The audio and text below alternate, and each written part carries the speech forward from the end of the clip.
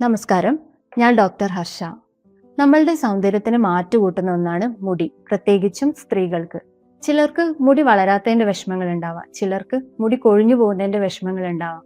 ചെറുതും വലുതുമായ പല കാരണങ്ങൾ കൊണ്ടും നമുക്ക് മുടി കൊഴിച്ചിൽ ഉണ്ടാകാം. അത് ചിലപ്പോൾ പാരമ്പര്യമായിരിക്കാം, ചിലപ്പോൾ നമ്മുടെ ശരീരത്തിൽ ഉണ്ടാകുന്ന എന്തെങ്കിലും ഡെഫിഷ്യൻസി കാരണവും നമുക്ക് മുടി കൊഴിച്ചിൽ ഉണ്ടാകാം. ശരീരത്തിൽ അയൺ കുറയുമ്പോൾ രക്തത്തിൽ ഹീമോഗ്ലോബിന്റെ അളവ് കുറയുകയും രോമകൂപങ്ങളിൽ ആവശ്യത്തിനുള്ള ഓക്സിജൻ ലഭിക്കാതെയാവുകയും അത് മുടികൊഴിച്ചിലിന് കാരണമാവുകയും ചെയ്യുന്നു. അയൺ കുറവുമായി ബന്ധപ്പെട്ടുണ്ടാകുന്ന മുടികൊഴിച്ചിലിന് നമ്മൾ ഫെറിറ്റിൻ ലെവൽ ചെക്ക് ചെയ്ത് അയൺ കുറവാണ് എങ്കിൽ മുടി വളർച്ച പുനഃസ്ഥാപിക്കാൻ അയൺ സപ്ലിമെന്റ്സിന് സാധിക്കും.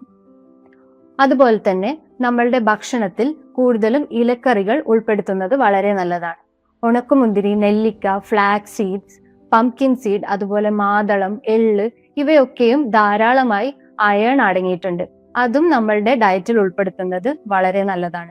വൈറ്റമിൻ B12 കുറവ്, വൈറ്റമിൻ B7 അഥവാ ബയോട്ടിന്റെ കുറവും മുടി കൊഴിച്ചിലിന് കാരണമാകും. ബയോട്ടിൻ കുറയുമ്പോൾ മുടിയുടെ ബലം കുറയുകയും മുടി എളുപ്പത്തിൽ പൊട്ടിപ്പോവുകയും ചെയ്യുന്നു. ഇത്തരം സാഹചര്യങ്ങളിൽ നട്ട്സ് ഇനങ്ങളിൽപ്പെട്ട ബാദാം, കാഷ്യൂ, വാൾനട്ട്, പീനട്ട് പോലുള്ളവ നമ്മളുടെ ഡയറ്റിൽ ഉൾപ്പെടുത്തുന്നത് വളരെയധികം നല്ലതാണ്. അതുപോലെ തന്നെ പയറുവർഗ്ഗങ്ങളും ക്യാരറ്റ്, മഷ്റൂം, ചീര, മധുരക്കിഴങ്ങ് ഇതൊക്കെയും ഭക്ഷണത്തിൽ ഉൾപ്പെടുത്തുന്നത് വളരെയധികം നല്ലതാണ്. വൈറ്റമിൻ ഡിയുടെ കുറവും മുടികൊഴിച്ചിലിന് ഒരു കാരണമായി വരാറുണ്ട്. വൈറ്റമിൻ ഡി നമ്മളുടെ സ്കിന്നിനും മുടിക്കും രോഗപ്രതിരോധ ശേഷി കൂട്ടാനും വളരെ അത്യാവശ്യമായ ഒരു ഘടകമാണ്. പുതിയ മുടി വളരാനും മുടി കട്ടിയോടുകൂടി വളരാനും വേണ്ടി വൈറ്റമിൻ ഡി ശരിയായ അളവിൽ നമ്മളുടെ ശരീരത്തിൽ ആവശ്യമാണ്. വൈറ്റമിൻ ഡി നമുക്ക് ഭക്ഷണത്തിൽ വളരെ ചെറിയ അളവിൽ മാത്രമേ നമുക്ക് ലഭിക്കുന്നുള്ളൂ. അത് നമുക്ക് കൂടുതലും ലഭിക്കുന്നത് സൺലൈറ്റ് അല്ലെങ്കിൽ സൂര്യപ്രകാശത്തിൽ നിന്നാണ് നമുക്ക് വൈറ്റമിൻ ഡി കൂടുതലായും ലഭിക്കുന്നത്. മുടികൊഴിച്ചിൽ കാണുന്ന മറ്റൊരു കാരണമാണ് ശിരോചർമ്മങ്ങളിലെ ഡ്രൈനസ്. 2 തരം വൈറ്റമിനുകളുടെ സന്തുലിതമായ പ്രവർത്തനമാണ് ശിരോചർമ്മങ്ങളിലെ ആവശ്യമായ ഈർപ്പം നൽകുന്നത്. അത് വൈറ്റമിൻ എയും വൈറ്റമിൻ ഇയുമാണ്.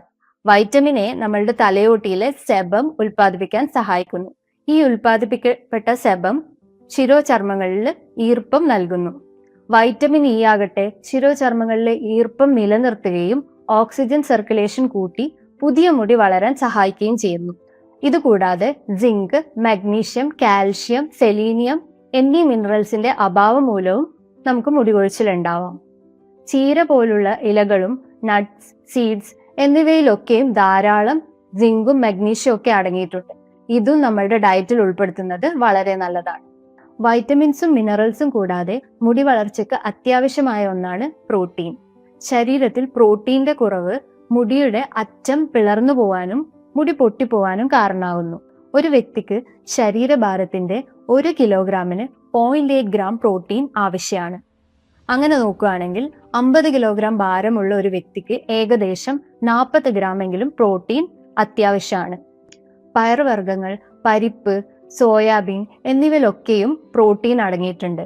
അതുപോലെ തന്നെ omega-3 ഫാറ്റി ആസിഡ് അടങ്ങിയ ഭക്ഷണങ്ങൾ കഴിക്കുന്നതുകൊണ്ടും നമുക്ക് മുടി കൊഴിച്ചിൽ ഒരു പരിധിവരെ നിയന്ത്രിക്കാൻ കഴിയുന്നതാണ്. അതുകൂടാതെ നിങ്ങൾക്ക് എന്തെങ്കിലും ഹോർമോണൽ ഇഷ്യൂസ് ഉണ്ടെങ്കിൽ, അതായത് തൈറോയിഡ്, PCOD പോലുള്ള ഇഷ്യൂസ് ഉണ്ടെങ്കിൽ അതും മുടികൊഴിച്ചിലിന് ഒരു കാരണമാകും. ഇനി തലയോട്ടിയിൽ താരൻ, സെബോറിക് ഡെർമറ്റൈറ്റിസ്, സ്കാൽപ് സോറിയാസിസ് പോലുള്ള കണ്ടീഷൻസും നമുക്ക് മുടികൊഴിച്ചിലിന് കാരണമാകുന്നു.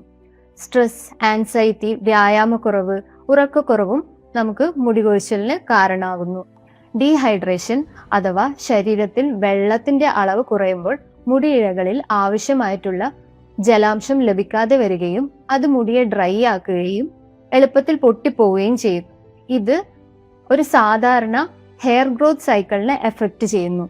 നമ്മൾക്കുണ്ടാകുന്ന എന്തെങ്കിലും അസുഖത്തിന്റെ ഭാഗമായോ അല്ലെങ്കിൽ നമ്മൾ കഴിക്കുന്ന എന്തെങ്കിലും മെഡിക്കേഷൻസിന്റെ ഭാഗമായോ നമുക്ക് മുടികൊഴിച്ചിൽ ഉണ്ടാകാം. ഇതൊന്നും കൂടാതെ നമ്മൾ ഉപയോഗിക്കുന്ന വെള്ളം ക്ലോറിനേറ്റഡ് ആണെങ്കിൽ അല്ലെങ്കിൽ ഹാർഡ് വാട്ടർ ആണെങ്കിൽ അതും മുടി കൊഴിയാൻ ഒരു കാരണമാണ്. നമ്മൾ ഉപയോഗിക്കുന്ന പ്രോഡക്ട്സ്, നമ്മൾ ഹെയറിൽ ഉപയോഗിക്കുന്ന പ്രോഡക്ട്സ് സൾഫേറ്റും പാരബനും എന്നീ കെമിക്കൽസ് അടങ്ങിയിട്ടുള്ളതാണെങ്കിൽ അതും മുടി കൊഴിച്ചിലിന് ഒരു കാരണമായി മാറുന്നു. മുടി അയൺ ചെയ്യുന്നതും ഹെയർ ഡ്രയറുകളുടെ അമിതമായ ഉപയോഗവും എല്ലാം മുടിയുടെ പ്രോട്ടീൻ കുറയാനും മുടി വേരുകളെ നശിപ്പിക്കാനും കാരണമാകുന്നു. ഇതൊക്കെയാണ് മുടികൊഴിച്ചിൽ ഉണ്ടാകാനുള്ള കുറച്ച് കാരണങ്ങൾ. പലരും പലതരത്തിലുള്ള എണ്ണകൾ ഉപയോഗിച്ചിട്ടും മുടികൊഴിച്ചിൽ മാറുന്നില്ല, മുടി സമൃദ്ധമായി വളരുന്നില്ല എന്ന് പരാതി പറയാറുണ്ട്. അതിനൊക്കെയും കാരണം ഓരോ വ്യക്തിക്കും വ്യത്യസ്തമായ കാരണങ്ങൾ കൊണ്ടാവാം മുടികൊഴിച്ചിൽ ഉണ്ടാകുന്നത്. ആ കാരണം എന്താണെന്ന് കണ്ടെത്തി അതിനുള്ള പരിഹാരം കാണുമ്പോൾ മാത്രമേ നമുക്ക് മുടികൊഴിച്ചിൽ നിയന്ത്രിച്ചു നിർത്താൻ പറ്റുകയുള്ളൂ. അതൊരു ഡോക്ടറിന്റെ നിർദ്ദേശപ്രകാരം മാത്രം ചെയ്യുന്നതാണ് നല്ലത്.